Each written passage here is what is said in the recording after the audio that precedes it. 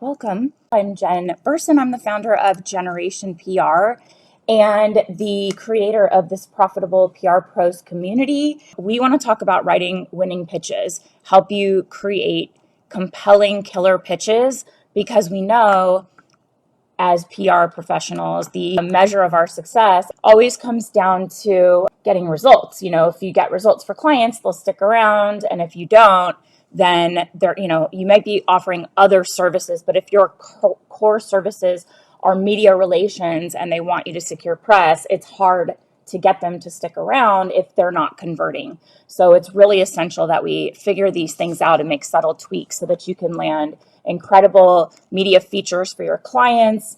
We're going to hone those pitching skills. And like I said, it might just be subtle tweaks, but we're going to cover some of the best ways that we can, tweak a little bit so you can write killer pitches that have simple strategies that have helped me and my team convert to land epic features. So I actually have 7 tips for you today. My first tip here is infuse personality into your pitches. Listen, we're PR pros. We have personalities. But I think that one of the things that really helps me and my team connect with the media is infusing personality. You're talking to a person on the other end. It's an actual human being. You have to connect with them and respectfully but carefully tailor your pitches to sound like you are talking to that specific person and to a friend, if you can do that without being too casual. So we love that. It's like looking at journalists' social media content. And this is number 2, so I'm going to merge the two. It's like infusing personality, connecting with someone in the sense that you're making it friendly. You want to have them not feel like they're talking to like a computer generated pitch or some kind of robot. You're a human being. Let's get your pitches to convey your personality so you can make a connection with the person reading it. And the second tip is you're going to highly tailor your pitches. So you want to make it clear that your pitch is for that specific person, that you're sending an email to that journalist, to that editor or freelancer on the other end of the pitch. It's just for them. So you want to make it clear that you know that the story or the idea, the angle that you're sharing is perfect for them, their specialty, what they write about, their media outlet, their audience. All of that is important because you want to make sure they know that you know what they're up to, because if it's not clear, they're not going to read what you have. And they're also not going to look at it from the lens of this person knows what I'm up to. They're, on top of my column. They're on top of my articles and my features. So I'm willing to read this because they're probably giving me something that's going to be relevant. So the more specific and tailored you are, the more likely it is that you'll land the perfect press feature or that you'll connect specifically with a journalist. And maybe they'll say not right now, or I covered this recently, but I'll keep it in mind for the future if we do an update, whatever. You just want them to know this is not a mass pitch. This is not something that everybody's getting and they're just going to delete it and be like, spray and pray doesn't work with me. So we always approach it with going deep and making those deep connections versus just going broad and doing a numbers game, because that doesn't work. And I've seen pitches, I've been on the receiving end of some of those spray and pray pitches, and they're lazy. And it's just not a good approach. It doesn't work. And it's also a waste of your time and your client's money. So you want to mention specifically who you're pitching to, even like personalizing it in some way that shows, if you're following them on social, they just went on a vacation, reference that. Oh my gosh, your pictures from your trip up the coast was so inspiring. I love it. It reminds me of when, I did a similar trip, although we didn't make it as far north as Mendocino. Wow, your pictures are gorgeous. Now they know you're sort of checked into them. I don't think that sounds stalkery. I think it sounds like you're inspired by their cool content and you are dialed into who they are. So that's 1 and 2. 1, infuse personality into your pitches, and 2, highly tailor your pitches. So it's aligning your idea with the right person at that outlet, the right timing, the right story angle that will really connect with that specific writer or the content that they typically cover. 3, specifically mention affiliate relationships. Okay, so if you have a client with a product, we know now many outlets will only feature brands that are available on national retailers with affiliate commission available, Amazon being the number 1. Typically, they will specify too if they're doing a query and they want certain information and they're putting it out into the world. They'll say if it's on Amazon, it has to have a minimum of 500 reviews and they have to be 4 and 5-star reviews. Okay, I'll explain why in a second, but this is something that you want to work into your pitch. And it's subtle, but it's not so subtle. It's something like, oh, by the way, this is available on Amazon, because they know that that is a commissionable possibility. And they are getting directives from their publishers that any products that are featured have to have the ability for trackable affiliate commission. The reason for 4 and 5-star reviews and a minimum of 500 reviews is that is kind of the tipping point they see as what will convert when they talk about a product and they see that their readers will actually click through and convert, put it in their cart. So anything that's sort of new or just has like 70 reviews and they're kind of like 3 stars, not going to get it done because they know that their readers will click through and not be convinced that they absolutely must have that. So there are other ways to generate affiliate revenue through other major retailers like Target, Walmart, the beauty stores, Ulta, Sephora, all the major department stores. Every site is having their own affiliate opportunities. Let's say your client has a website, they can build in an affiliate program through like Share a Sale or other outlets or other platforms. But if their product is not a high ticket product, the commission is going to be too low. The value of Amazon is they drop it in their cart and they get the full cart transaction. So if they buy tons of other items, like organizing things for their house, and then they get a computer or whatever stuff they transact with in the cart, if you originated that link, you get the value of the full cart. So it's very appealing to have a great Amazon product. So mention it, because we are finding more and more we will not get press anymore. It is like less than 10% of the features will get secured on just the product alone. It has to have an affiliate link. So you're going to specifically mention any affiliate or relationships or opportunities subtly, available at Target, Walmart, Amazon. You can also reach out through your platform on Share a Sale or one of those other outlets. We just use Share a Sale a lot, and see who the publishers are on there. And some of the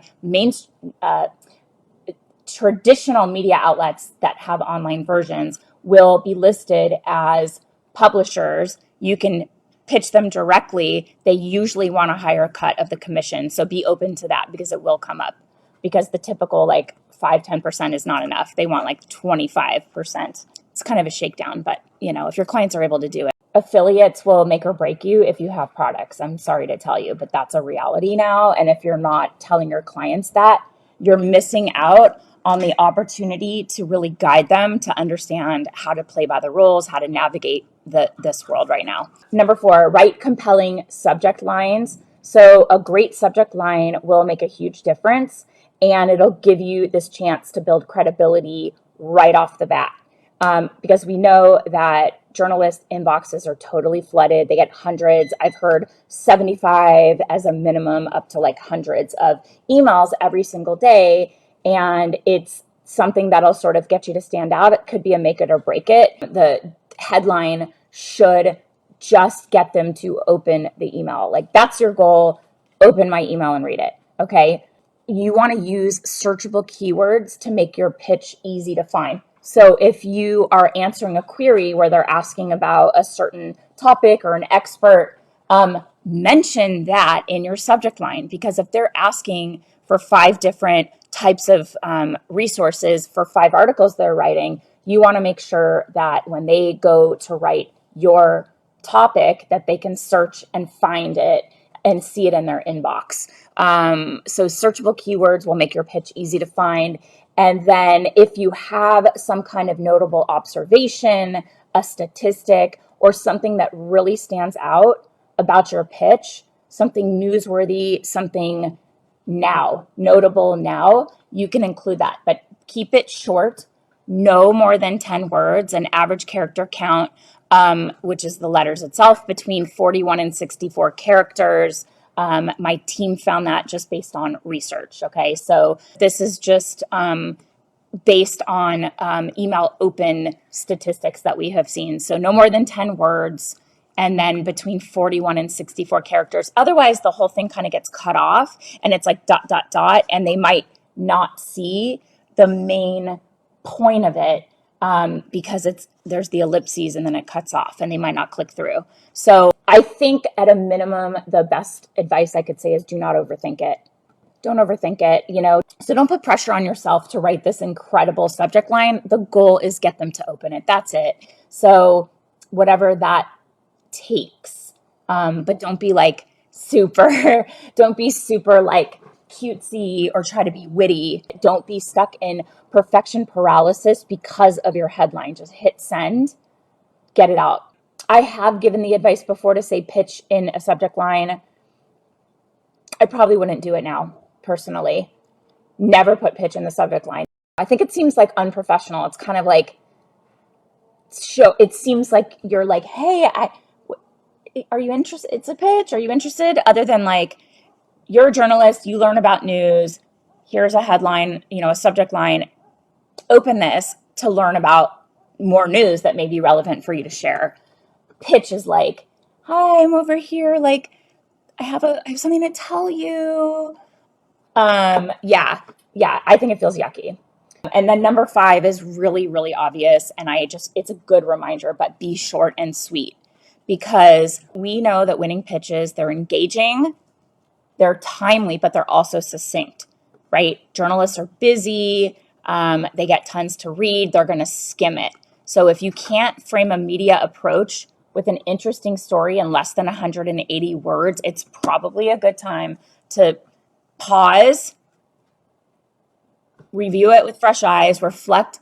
So if you are not being able to say it succinctly, you have to rework the body of the pitch and really reflect on what you're trying to convey and see what's there that you can trim out. See if there's extra words that are superfluous. Anything superfluous has to go. You want to start the basics of a winning pitch. Just start with an interesting intro paragraph. I like, again, to connect with that journalist so that they know it's me and you only. There's nobody else getting this email. And then about 2 sentences to 3 that are going to highlight the main purpose of the pitch. And then something simple here that just lays the foundation and include details there that support the main purpose. So we also like bullet points. This is going to keep it succinct where they can quickly scan what your idea is.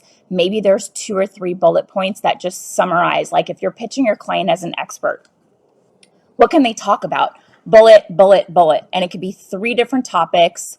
It doesn't have to be one fully fleshed out. Maybe the journalist can say, oh, I really like number 2. Can you expand on that for me? And then you have permission to go back and give something a little bit more in depth and with more detail. But you want to give something quick, sweet. I put the word count here, 180, 200, fine. The shorter, the better. And then number 6 is you want to make sure that you review them before you send them. So you want to look with fresh eyes and look for areas to improve readability. So like I said, you can use bullet points if you're trying to break up heavy text. You can use bold words or bold something or bold a sentence if you want to make something a really interesting nugget and have it stand out more. And you really want to focus on scannability and skimmability so that when they are quickly scanning your pitch, they'll be able to fully comprehend it. We are going to review pitches, check for spelling errors, check for typos. And then, of course, you want to go back and ensure that you are not using jargon or too much technical language. You want to keep it simple and compelling, and then also review it, say it out loud, and anything that you can do to break up heavy text and keep it succinct, go back through, review it before you send it. So be sure when you send something to a journalist, there are some that will literally delete your message. They don't care how good it is if you have typos, because they'll assume you're not professional. It's a journalist. Writers are very focused on proper grammar, proper spelling, proper punctuation. So you got to focus on that. No words like innovative and, meaningless, sort of like revolutionary, keep it straight to the facts. If you have a technical type product, summarize it like you're talking to your mom. Summarize it like you're talking to your grandma. Like simple language, nothing too technical. You want them to like read it and understand it. Attachments, unless they ask for it. Automatic delete. Writers hate it for fear of spam and or a virus. So unless they ask for an attachment, a lot of journalists will have something that will automatically delete anything with an attachment. You can also have like a Dropbox, but you want to just be sure you're not clogging their inbox with attachments, big attachments. Also, they're reading on the go, and it takes forever to load, so don't include that. Okay, so the last thing is you're going to wrap up with a really clear call to action, or CTA. If you hear anyone say CTA, it's a call to action. So add a clear call to action.